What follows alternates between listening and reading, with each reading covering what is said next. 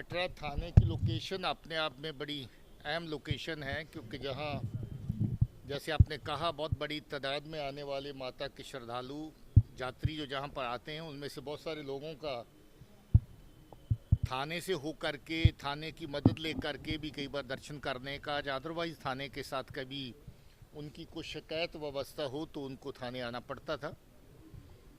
Building पुरानी जो थी बहुत पुरानी हो गई थी और काफ़ी खस्ता हाल थी, इसीलिए आज से कोई 5-6 साल पहले ये काम शुरू किया था कि नया थाना तामीर करें जो जहाँ की ज़रूरतों के हिसाब से सही हो, बेफिटिंग हो, एडिक्वेट स्पेस हो जवान के लिए, ऑफिसर के लिए, जो लोग आकर के जहाँ पर थाने में विज़िट करें उनके बैठने के लिए जगह हो, सुविधा हो।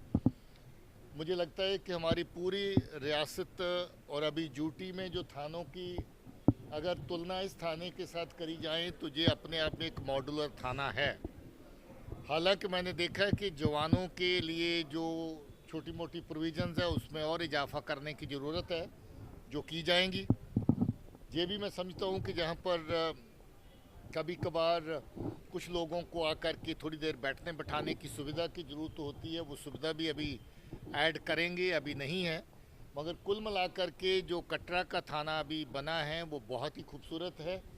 इसकी तामीर के लिहाज से, इसकी लेआउट के लिहाज से, इसकी ओपन एरिया के लिहाज से, और मुझे लगता है कि इस थाने को मुकम्मल करने में जितनी मेहनत पिछले 4-5 साल के अंदर लगी है, जिस स्कीम के अंदर थाना शुरू हुआ वो स्कीम ही बंद हो गई, फिर नई स्कीम के अंदर इसको डाल के ला करके मुकम्मल करना पड़ा, फिर और एडिशंस फंड्स की प्रोविज़न करके इसको इस लेवल तक लाना पड़ा। और मुझे खुशी है कि आज ये थाना पूरी तरह मुकम्मल हो गया है और पब्लिक की सेवा में इसको हमने डेडिकेट कर दिया है। सर एक बात बताइए कि के बाद सर कश्मीर में किस तरह के हालात?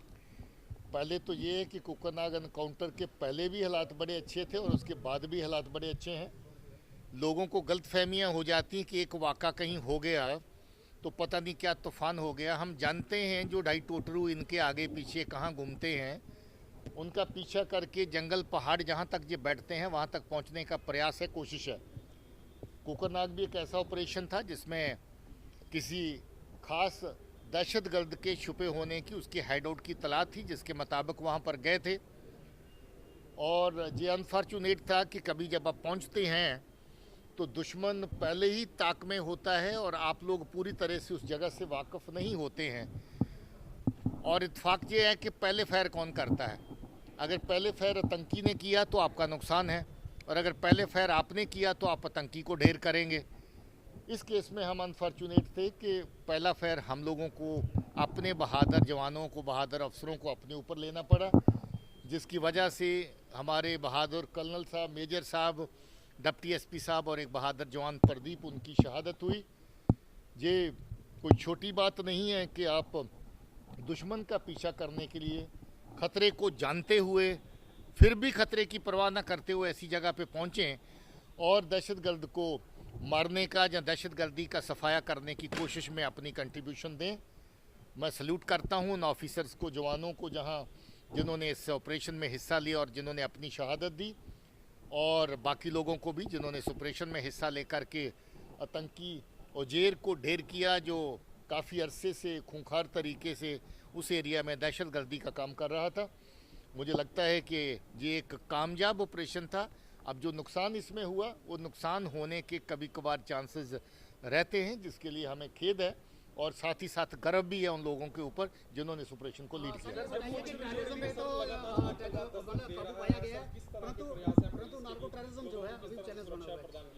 फिर से बोल लीजिए और एक आदमी। विराम के बाद जो नार्को टेररिज्म, नार्कोटिक्स एक्टिविटीज जो बढ़ रही हैं उसके ऊपर रोक तो लग रही है, मगर पूरी रोक लगे क्या किस तरह के प्रयास? जी देखिए, प्रयास का जहाँ तक लेवल है उसको 1 गुना नहीं, 2 गुना नहीं, 3 गुना तेज कर दिया गया है। आज पर्चों की तादाद देखें, पकड़े जाने वाले लोगों की तादाद देखें, नार्को टेरर के मॉड्यूल्स की बस करने की तादाद देखें तो सभी में बढ़ोतरी हुई है। इसका मतलब पुलिस ज़्यादा कामयाबी से इस खित्ते में काम कर रही है। अब ये एक वबा ऐसी है जिसको कुछ अरसा हुआ चलते चलते, और ये एक वबा ऐसी है जो सरहद पार से शुरू हुई। ये एक ऐसी चीज़ है जिसमें दहशतगर्दी को फ़रोग़ देने के लिए भी पाकिस्तान में बैठी जो एजेंसीज़ हैं वो इसको एक जरिए के माफ़िक इस्तेमाल करती हैं। हमने उन सारे नेक्सस को भी ब्रेक करना है। जो लोग इसमें शामिल हैं, चाहे वो जहाँ के हों या स्टेट के बाहर के हों, उनको भी इसके दायरे में लाना है। हर खित्ते में इसमें बड़ी कामयाबी से काम हुआ है। बहुत अच्छे मॉड्यूल्स बस्ट किए गए हैं नार्को टेरर के, और मुझे उम्मीद है कि इस एरिया में और जो काम हम लोग कर रहे हैं इसमें जल्दी अच्छे से हम लोग नकेल कस पाएंगे। पुंछ राजौरी में जितना भी टेररिज्म को फ़रोग़ देने की कोशिश थी उसको बहुत हद तक नाकाम किया गया है। अभी तक 3 कामयाब इनकाउंटर जगह जगह पे हो चुके हैं। रियासी में इनकाउंटर हुआ जिसमें दहशतगर्द मारा गया, दूसरा भाग निकला अनफॉर्चुनेटली, जिसकी तलाश जारी है। राजौरी में 2 जगह पे पहले पुलिस चौकी ख्वास ने जो ऑपरेशन किया बड़ा कामयाब ऑपरेशन था। दूसरी जगह पे भागता हुआ दहशतगर्द जो जख्मी था वो मारा गया। मुझे लगता है कि वहाँ पर फोर्सेस को, पुलिस को अच्छी कामयाबी मिल रही है। जितने लोग वहाँ से इन्फिल्ट्रेट करके आए हैं उनका सफाया किया जाएगा। जम्मू कश्मीर में आ चुकी है और इसमें लोगों का बहुत बड़ा सहयोग है।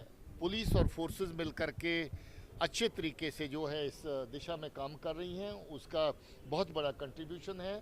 और अभी जो बचा खुचा टेररिज्म है इसका सफाया करने के लिए सब लोग वचनबद्ध भी हैं और उसके लिए प्रयास भी बिल्कुल जारी है।